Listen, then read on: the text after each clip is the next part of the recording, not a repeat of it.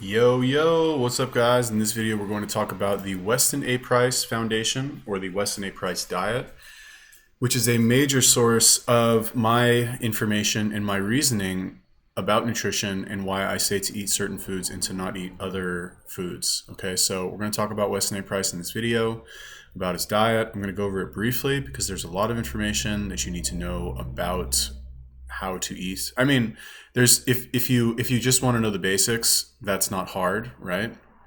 But if you want to know all of the science behind it, that is something that you should read on your own. I'm obviously not going to cover everything in this video. Okay, so Weston A. Price, who is this guy? He is a dentist from the 1920s who discovered that he studied non-industrialized groups of like indigenous people, which is basically like these isolated cultures that didn't have any access to modern medicine, didn't have any access to modern dentistry, and just ate their traditional diets of, whatever the fuck. And he went to these cultures initially, I think, to like help them with their dental care, because he was just a nice guy.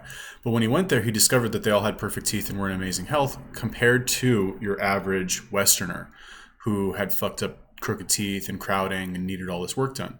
So after seeing enough of these cultures, he started to figure out like, okay, all these people have amazing teeth, but they don't have dentists. What's going on? And he identified, I guess, that it all really came down to their nutrition. And so he looked for and found certain common variables in these traditional diets that he, I guess, compiled into a resource for people who are looking to improve their dental health and improve their overall health. And here we've got one of many images that you can find if you look up Weston A. Price. And on the left, we have an indigenous male and female who have really nice teeth, white, straight, wide faces, looking pretty healthy. And then over here, you have some Westerners with some fucked up teeth, crooked, overcrowding, gaps between the teeth. So basically, the idea is that nutritional deficiencies, which will result from you eating a modern diet of lots of grains and basically a bunch of fucked up processed food, will give you fucked up teeth like this, right? Which is why all of this information, this is really what I consider to be the nail in the coffin of, all of these like people who promote fake foods and who are like, oh yeah, you can eat, processed white bread and fake maple syrup and like, just, not to call anybody out, but like you really shouldn't be promoting those foods because they will lead to nutritional deficiencies. If you are young, if you're already fully formed and you've had some orthodontic work already, yeah, okay, fine. But calories in, calories out is not the only or most important thing that you should consider. And I know, fine, other people will say, well, I also promote to eat healthy food, blah, blah, blah. But like, I would not make the emphasis over one. Well, I would make the emphasis on correct nutritional choices and then scaling your calories, not the other way around. Anyway, so this guy discovered that basically if you have fucked up teeth, it's because your nutrition is bad. And what's kind of scary is that if you have fucked up teeth, it's because during your formative years as a human being, you were not fed enough nutrition or enough proper nutrition for your body to form into the like ideal human being. However you define that, or in this case, let's define it as having straight teeth, with no gaps or crowding or crookedness. So if that's the case, then you have to think about, well, what else in my body didn't form properly? Is my heart malformed? Are my lungs malformed? Are all of my blood vessels and arteries, are they misshapen in some way?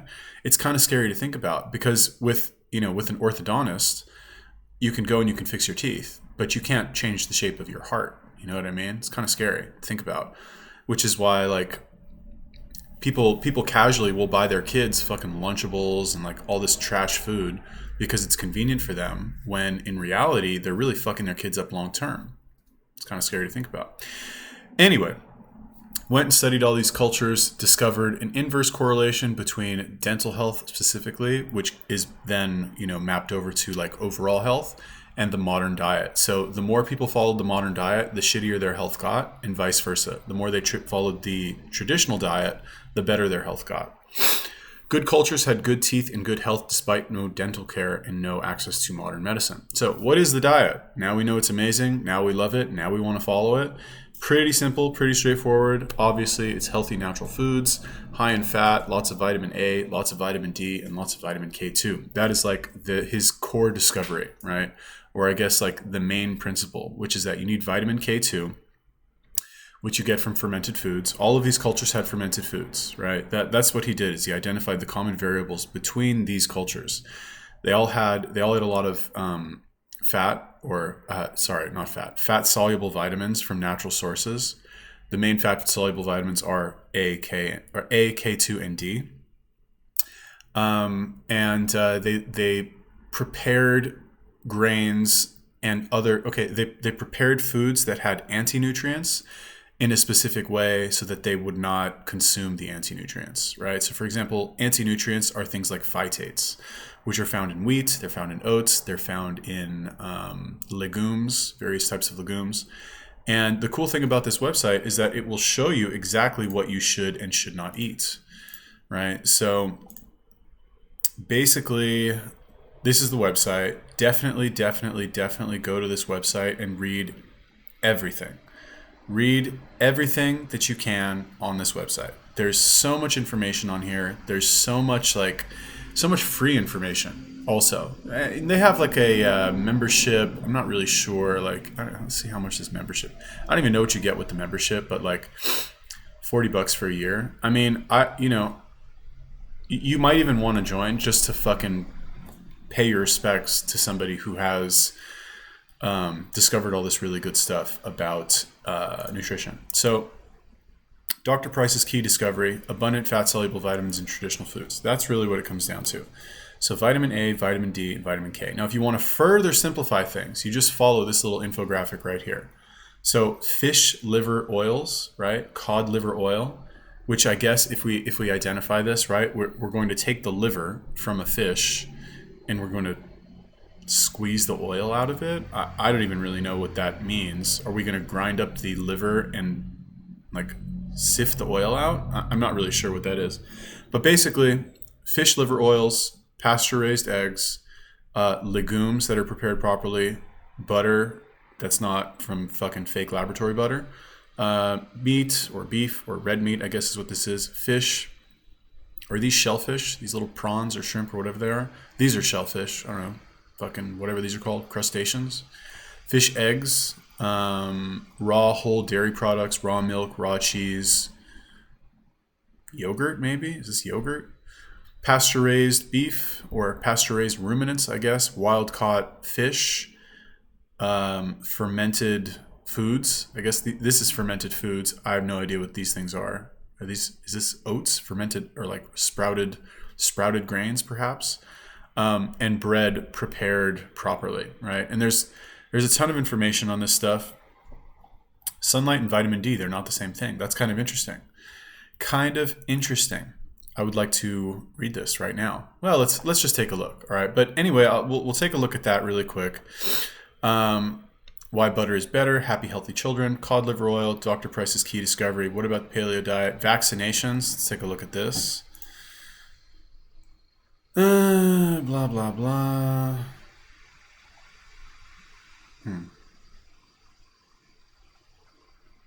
Ugh.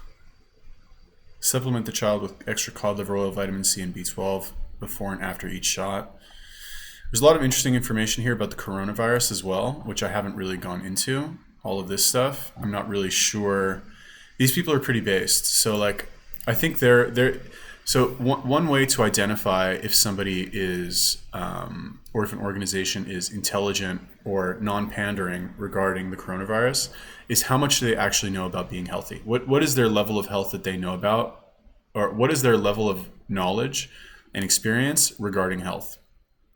If they know how to be healthy without modern medicine, then they probably don't like vaccines and they probably think they're pretty fucking stupid. So I don't want to put words in their mouth. I haven't actually read those articles. But anyway, let's just skim this briefly, and then I kind of want to just take a look at that article. So yeah, about all of this stuff, healthy for life, health topics, let's look at those. Events, not going to happen.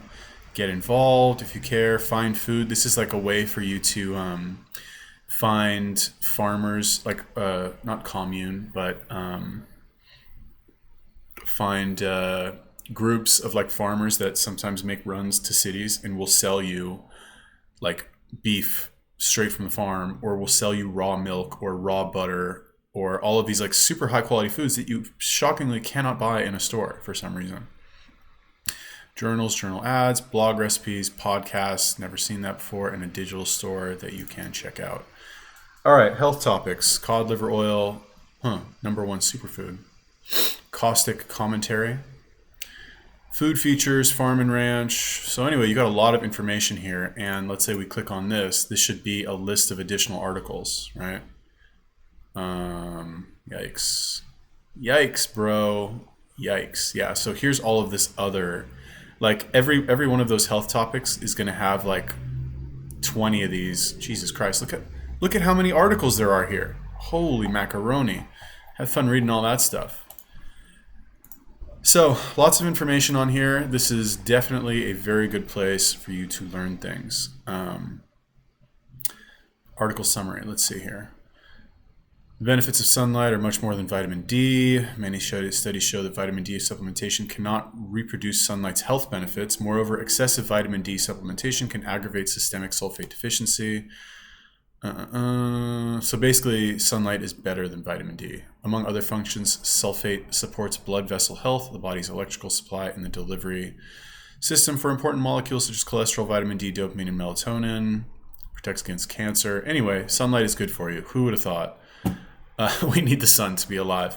Anyway, this is the Weston A Price Foundation. Highly recommend you guys go check them out and learn as much as you can from them. But at the very least, learn the basics right here, which is eat these foods, get sun, avoid soy, and then all of these, like certain things on here need to be properly prepared. Like eat fermented foods, eat rye bread that does not have wheat, eat sprouted grains, I guess. God, I'm so hungry.